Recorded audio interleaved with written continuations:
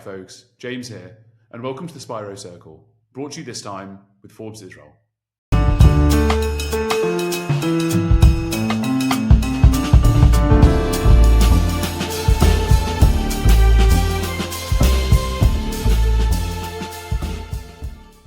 Modern software is built faster than ever, but it's also more fragile and more complex than it's ever been. In fact, ever since the 1990s, software developers have been moving fast and breaking things. You've probably heard of that expression, where the motivation was to build bigger or build faster and outpace competitors and innovate as quick as you can. But years have gone by and we're identifying the problems in that mantra. Attack surfaces can be bigger than ever because of the sheer numbers of code and files that are left in place as software developers were rushing to build things on top of things and instead of things. And that's where Minimus came along. This week I spoke to its co-founder and CEO, Ben Bernstein, about some of these problems. His first company, Twistlock, was the one that identified the fact that software developers had left a bunch of excess code and information in place that was ripe for hackers. His second company, Minimus, has gained $51 million in seed funding to tackle this very problem. In today's conversation, we spoke about what it meant to be liberal, small L, about moving fast and breaking things and running towards innovation, but then also some of the guardrails that are needed to be put in place after years of letting entrepreneurs and innovators do whatever they want. It reminded me of some of the conversations surrounding our early behavior with social media and how governments and parents and private companies are reining in some of those freedoms.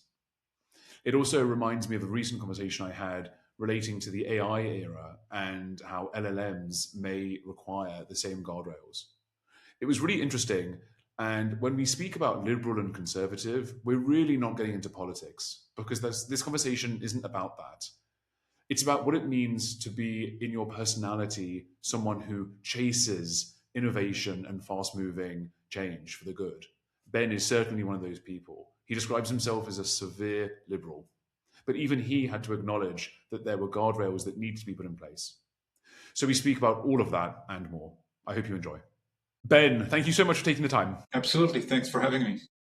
I want to talk a bit about your journey and your company's journeys because you first identified an issue in software development and now your second company is addressing that issue. So talk a bit to the viewers or listeners who may not be familiar, just a bit about Minimus and how you folks came about. Absolutely. So the roots of Minimus actually, just like you say, started at Twistlock.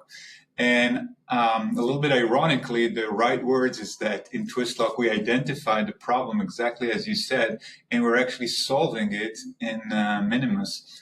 But what's interesting is that Twistlock was actually a very successful company by just identifying the problem, because Twistlock was a company that actually supported the digital transformation movement that sort of manifested itself as a rise in cloud compute, and specifically in a technology called containers that enabled each developer to sit a little bit like in his own container and do whatever they think makes sense.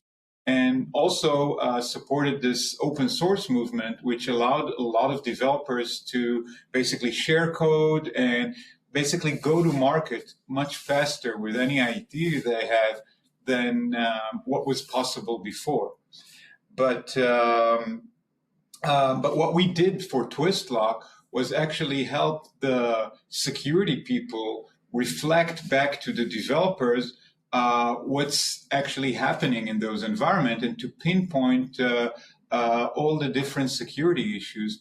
The worst being what is called security vulnerabilities, because there are sometimes issues where, you didn't lock the door, you didn't open a firewall rule, you did all kind of things which you just do, and and you fix it. But the worst problems were vulnerabilities in software, which just keeps on giving. It's sort of the problem that keeps on giving, in the sense that you keep having more and more issues. What was interesting was we identified it the first time. So we gave visibility to the security team and the development team of all the issues that exist. But what was interesting is that we didn't solve it the first time. And it manifested itself with the success of containers, with cloud, into a huge headache for development team and for security team. And this time around, and I can talk a little bit about it, we decided to actually help solve it, because apparently just identifying the problem is not good enough anymore, because there are hundreds and hundreds of issues in every little application someone wrote.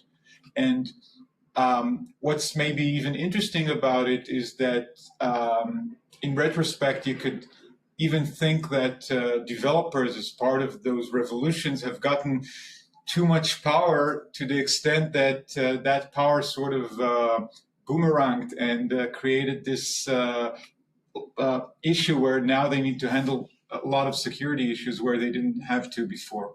Anyway, that's a very, very long answer to your short question. No, it's wonderful. It gave a great outline for the conversation that we're about to have today, just so the folks at home are understanding it correctly, because there's a bit of technical jargon and expertise here. So developers are writing code or building products, and the attack surface is growing or is large. And so what you folks try to do is minimize the size of the attack surface and therefore make it safer. So, and that's a very layman term definition. Correct me if I misspoke or misrepresented in any way. What you're arguing, perfect. What you're arguing isn't that the code is necessarily malicious or bad, just that there's too much of it, right? That's basically what you're saying. Yes, there's too much of it. And even if it's not malicious, it's a little bit, you have to have some kind of discipline in how you maintain the code, because it's a little bit like you have a tree and you have to make sure it doesn't grow in the wrong way. So software, even though you wrote it once, you have to have some discipline in making sure to update it. So if you run Windows or you run something else, you have to keep running updates. And we actually are much more disciplined and give you tools to do, not just minimize your software, but give you sort of update tools that help you do that discipline for you a little bit.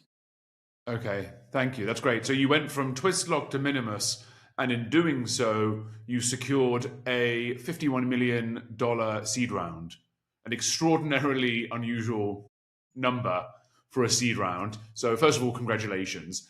Second of all, the number clearly signals from investors or anyone that this is a problem that needs solving, and it's a big problem that needs solving.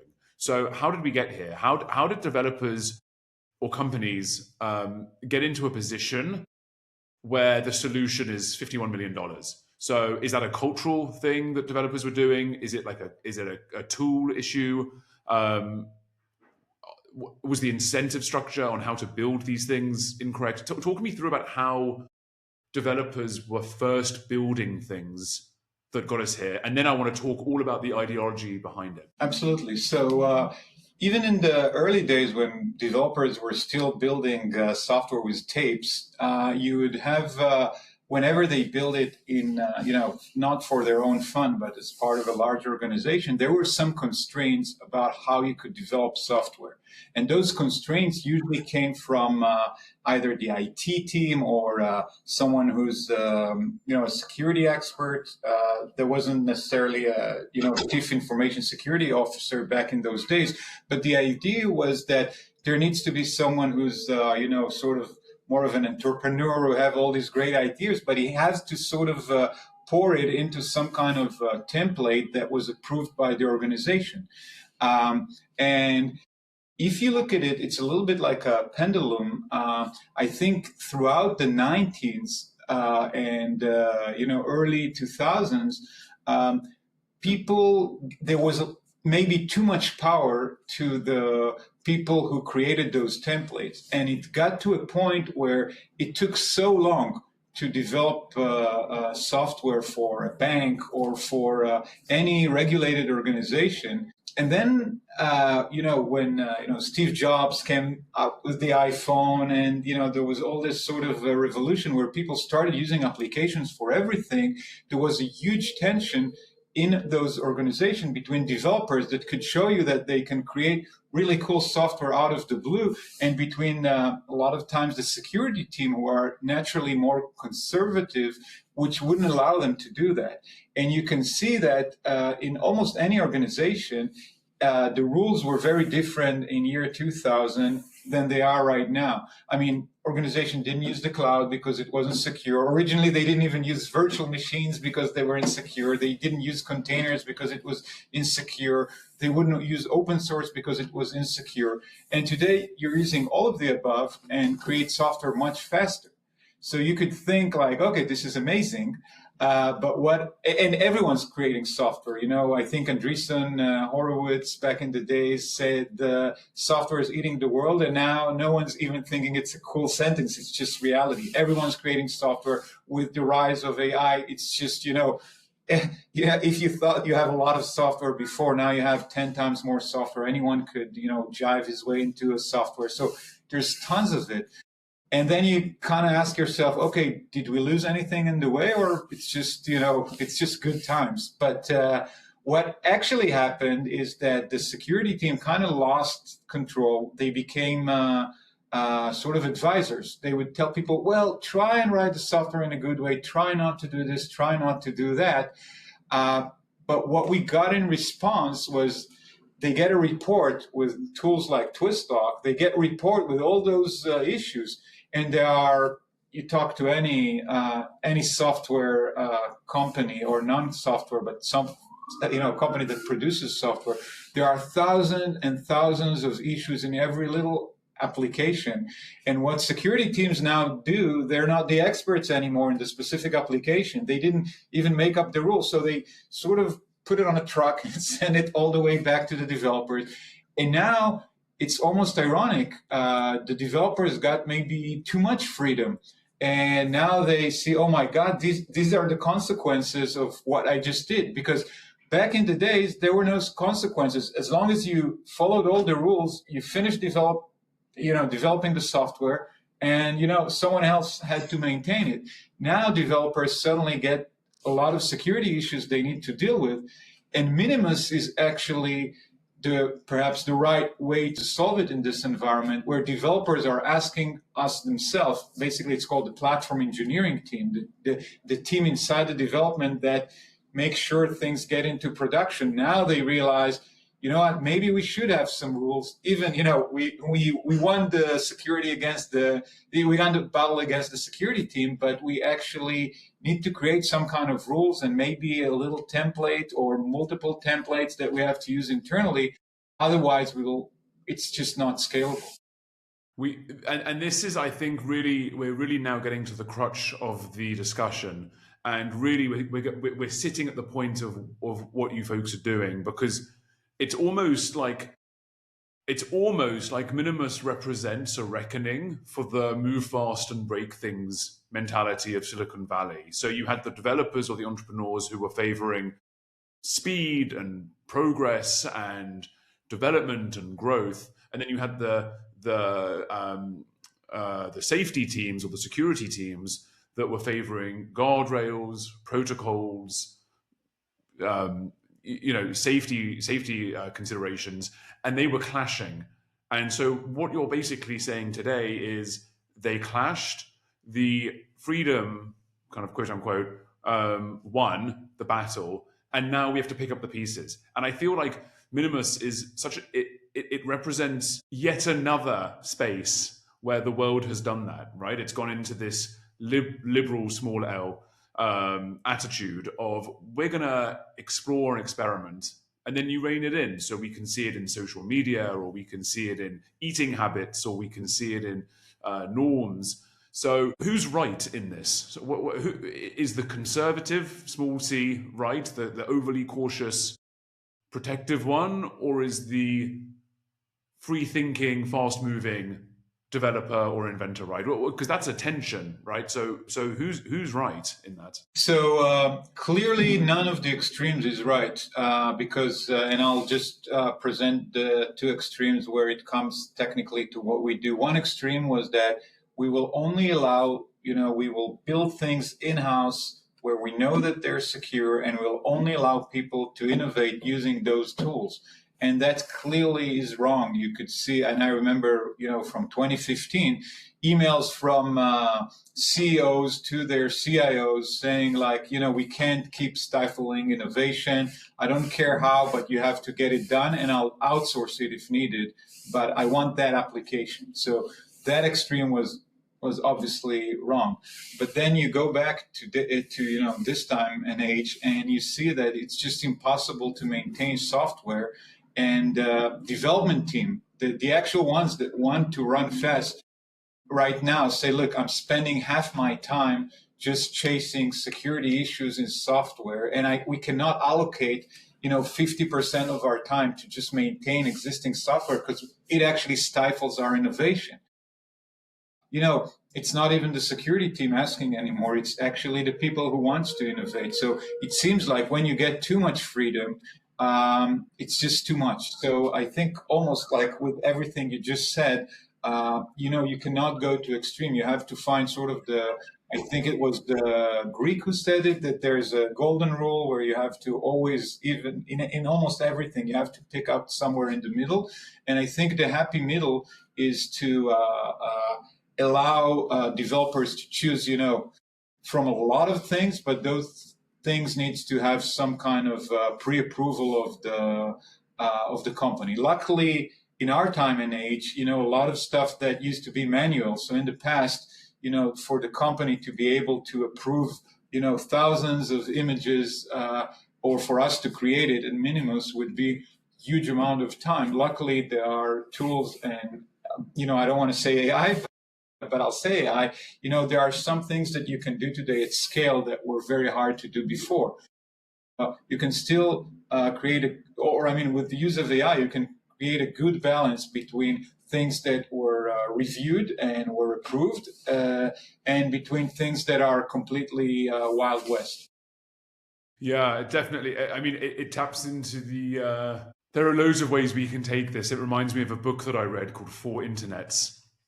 And it touches on the different areas of the world and their approach to internet safety or regulation. So you have Europe, which has a very regulated, filtered approach to information and communication. You have China, obviously, which is the authoritarian approach. But then you even in America, you have different types of approaches because you have the Washington, D.C. approach from Congress versus the Silicon Valley approach in California. And those are so symbolically different because the average age of one is like 55 years old versus 25. And then you have East Coast versus West Coast. You have all of these different issues. The tech space is, I wouldn't even say it's liberal or conservative. I'd say it's probably a bit more libertarian is kind of it's kind of what we're saying, because it's kind of, let's see what we can do, and I don't want guardrails and whatever, let's change the world. When people hear the word guardrails or regulation or reining in or any of these buzzwords, it can cause friction, right? Because it can be off-putting for developers, or it can be scary or whatever.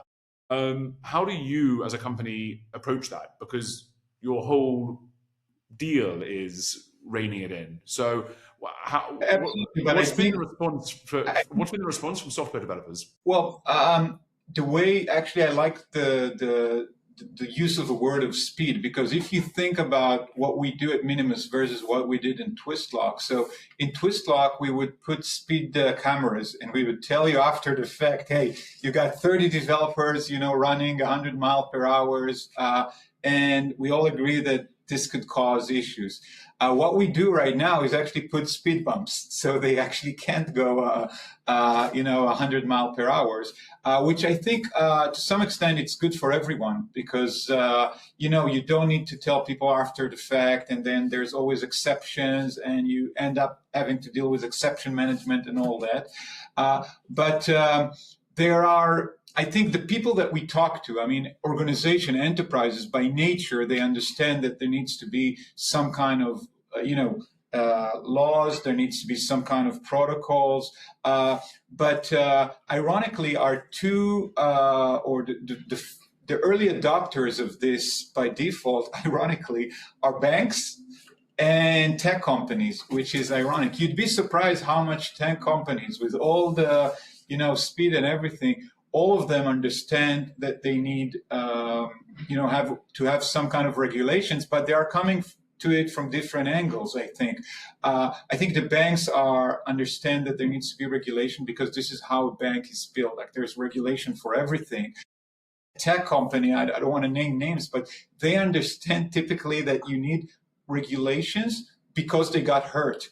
They got hurt because they moved too fast, and because customers complained, and because there was a break-in, and because things broke down.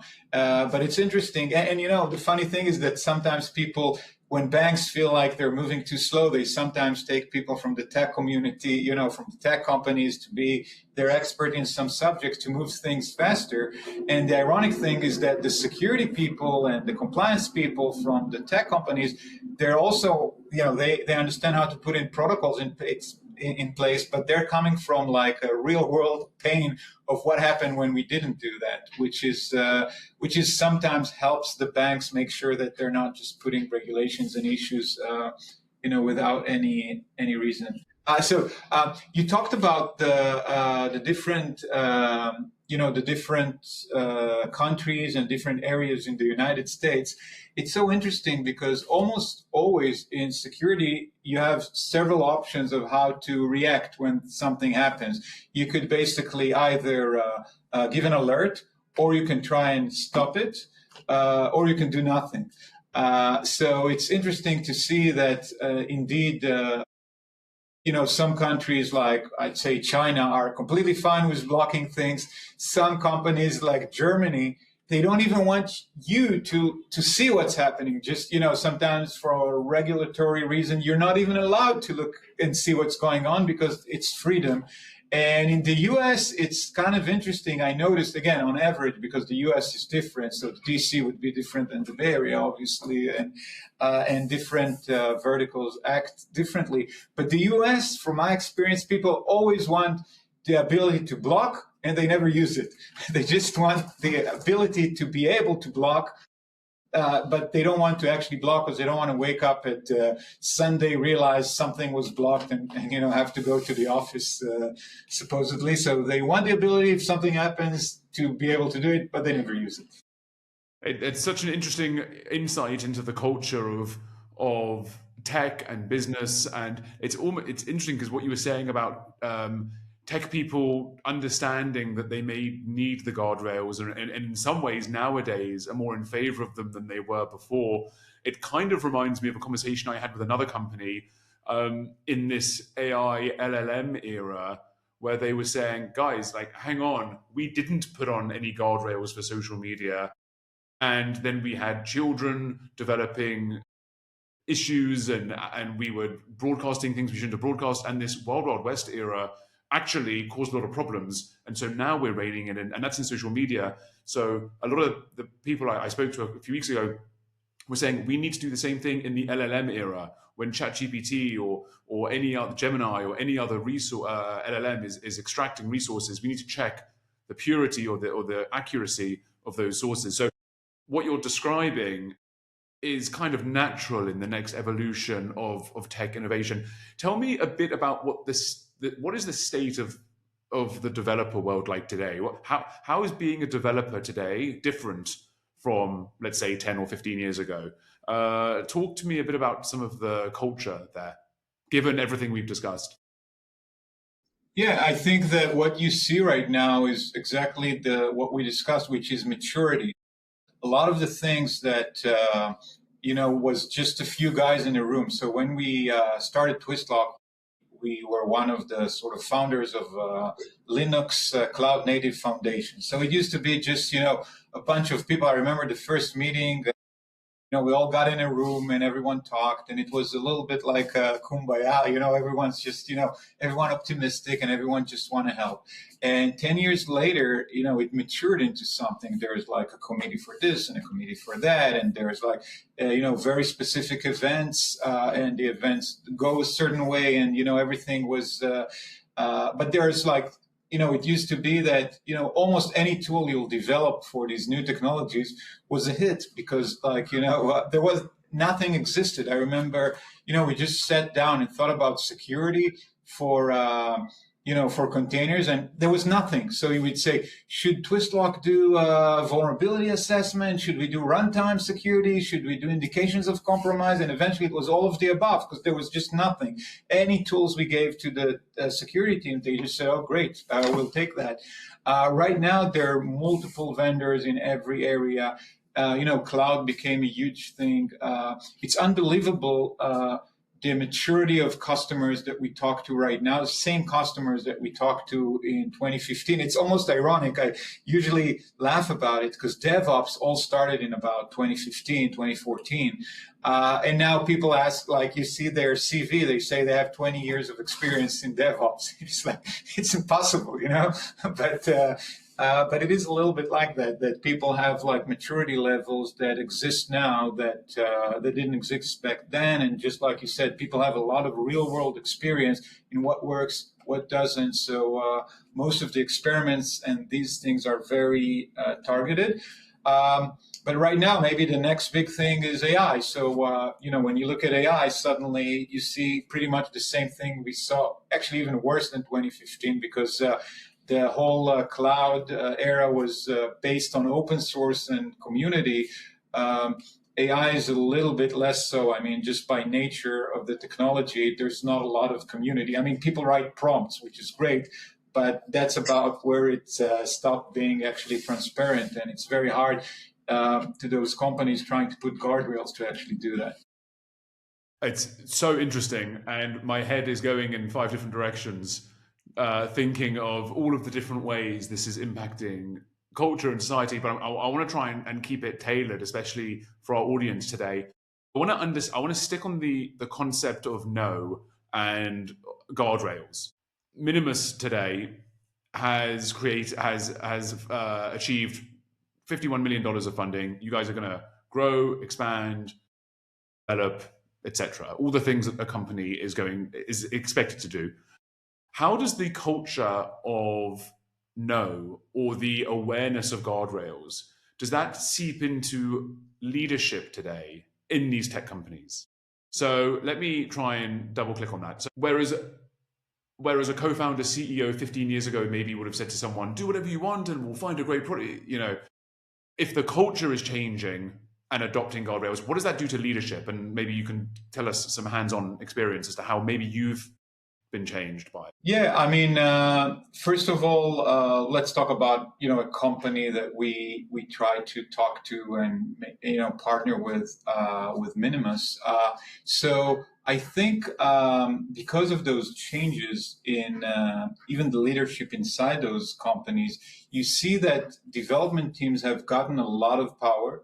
And security teams, when you talk to them, so when we go and talk to a customer, we typically try and get as fast as possible to the platform engineering team, the team that actually is in charge of creating a platform for developers to build things. We're a lot of times skipping the security team altogether.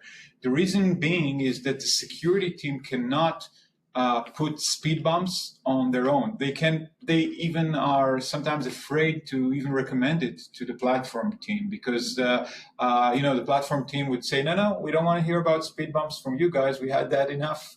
That's not your job. You can tell us if what we do is secure or not, but we don't want you to put anything, especially in the road, because this could actually, make our cars, like the typical, reaction from development leaders to security leaders is don't put speed bumps, please. But when you talk to the development leaders, they typically they typically understand this, and if they agree with you, which usually they do, like we just discussed, they will actually introduce this to the security team and would ask, "Is that secure enough?" And from we our DNA is around security. I was like the head of cloud security in Palo Alto Networks, after Twistlock, and Well, because and Twistlock this is something was that acquired by Palo Alto, right? So that would, just so they get an yes, idea of the turned journey, into right? this was sort of the leading engine in Prisma Cloud, and yeah, and we saw it with customers that all the dynamics that I'm talking about. We saw it with very high percentage of the Fortune 100 and all around. And right now, when we're trying to sell those speed bumps, we're skipping talking directly to the security team, because the security team has no mandate to put speed bumps. They have to get an approval from the development team. So there's no point, and they're very careful. They're very careful from picking up the phone and suggesting anything that implies we're going to slow you down. So the only way to actually get it into organization is to get as fast as possible to the people that are actually inside the development team, in charge of how things get into production.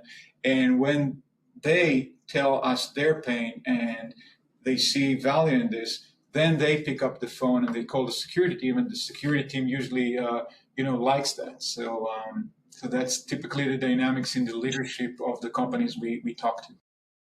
What about leadership for you and your company? Tell us about the Minimus team and some of the characteristics that you folks carry. Yeah, it's pretty interesting. The team that we have right now is a lot of people, like more than 50% of our employees are actually ex-Twistlock teams. So they all understand the problems, they understand the pain.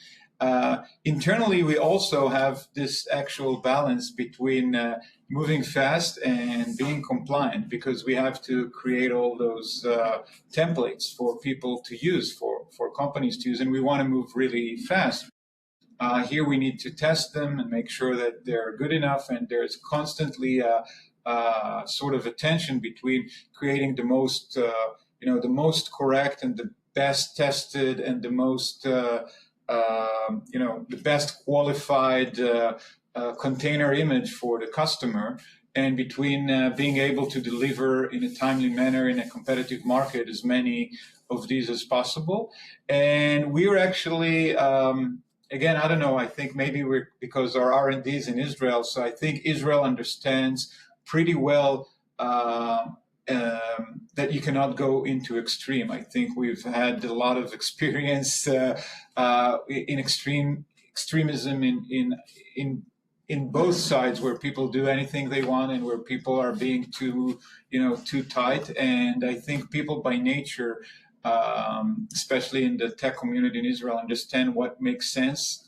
And so we typically don't need to do a lot of leadership interventions about this, because people do understand the fine balance between running fast and breaking things, and between moving too slow and making everything perfect. Yeah, the latter just isn't as catchy as the former in terms of an expression. Did we mistake velocity for progress? Because moving fast, breaking things, growth, expansion, did we just think that was good? Like, did we just think that was good all along? I mean, it sounds like we kind of have to undo a lot of that cultural mindset. So did we mistake velocity for progress? Yeah, absolutely. I think we'd say, I'll even take it further. Velocity leads, if you just use velocity, it leads to chaos. And chaos is not progress. Chaos is regression, actually. And not listening to anything your dad told you is, you have to listen to everything your dad told you and your mom told you. And you don't need to do all of it, but you have to listen and you have to understand why they're saying it. And then you have to pick what makes sense and what doesn't. But just doing completely what make sense to you without listening and without understanding that there are some things that, people build for sometimes many years. So again, going back to the practices that people that had tapes back in the days had, and then they had like, big mainframes, and then they created virtual machines, and they had all these best practices. Don't run as root.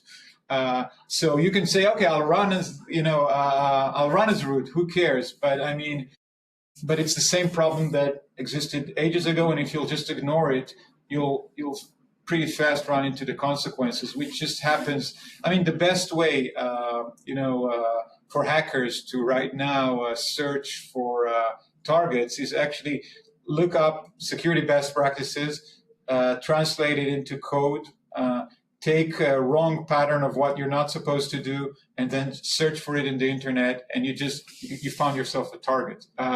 So this is typically what used to be called script kiddies do. They just look for a vulnerability, something that's not best practice. They run it in the internet, they find something, and then they attack it. Even with AI, it makes it even easier. You just send AI to do the job for you, and you'll just find targets just by people not following best practices.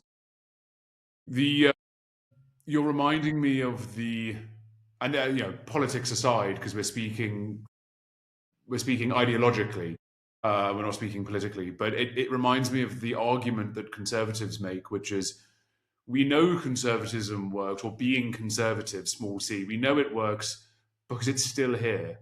Years and years and years later, what we are doing still works.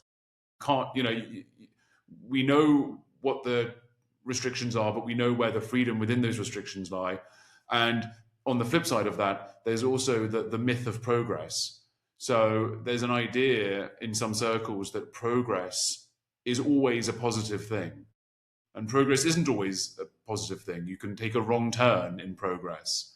One of my favorite expressions is, progress, like cancer progresses, doesn't necessarily mean it's a good thing. So when it comes to setting some of these foundations, whether it's in tech or culture or your own health for that matter, it's important to set boundaries and guardrails. And it sounds like we're really in a moment of reckoning with some of that playful environment that we were setting ourselves in. That I think what you said started in the 90s, right? It started in this very early era of the internet. So looking ahead, where do you see not just Minimus, but this whole area and industry, where do you see it going in 5 years, whether it's fixing the problems, or whether it's adjusting in culture, or whether it's like, where do you see this road going?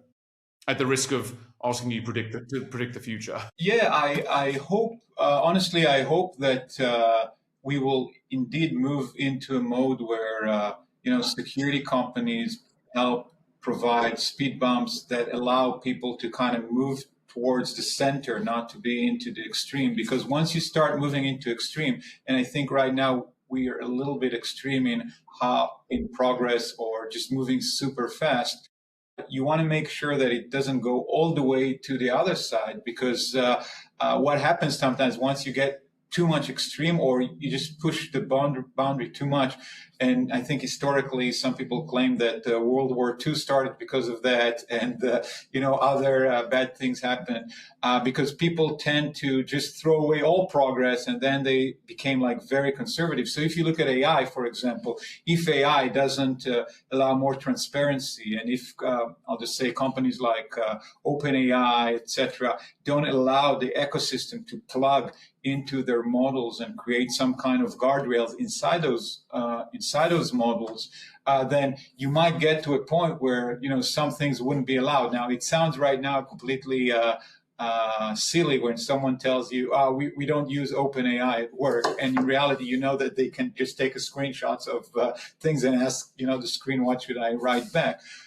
So I don't think it's happening, but I do think that we can get even to more extreme over time. And if you take AI, if you just let AI run everything, there's no guardrails right now, we might actually get to some kind of an extreme movement that would say, you know what, we're not using, like, this is an AI-free environment, company development, or etc. I don't know how you can enforce that today, but I just hope that it'll be a little bit like it was in what we're doing right now with the cloud, where there's always ability to balance things a little bit. It's okay to be a little bit on the conservative side. It's also good to be a little bit on the let's move fast side, but you don't want to be too extreme in both of these cases. And I really hope, I'm not worried about the cloud. I'm more worried about AI in that sense.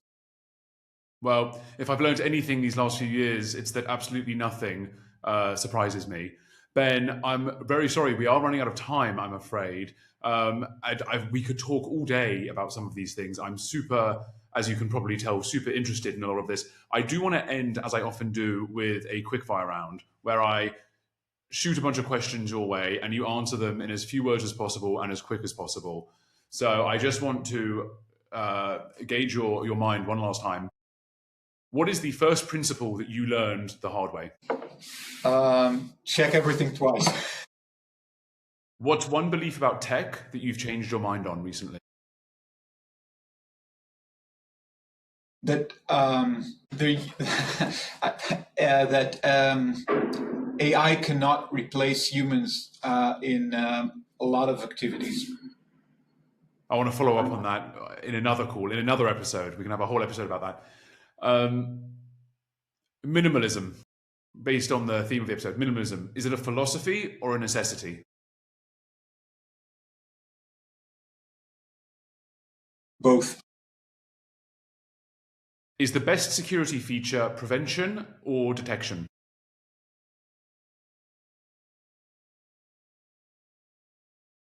Detection. Oh, okay, last question. Open source, net positive or net risk? Net positive. Ben, that was those weren't easy questions. You did really well. I'm going to ask you one last question. I kind of lied earlier. I'm going to ask you one last question. What is the best way for anyone who's listening or watching this today to contact you or follow you or get in touch with the company and see what you guys are about? Our website is minimus.io. My email is ben@minimus.io, and I'd love to follow up with anyone that wants to partner with us or talk to us. Wonderful. I'll make sure to put those links at the bottom for anyone watching, and they can follow and see what you folks are up to, and hopefully continue this conversation, because I'm sure we have many, many more years of discussions like this as the world kind of figures itself out. Ben, thank you so much for your time today. Thank you, James.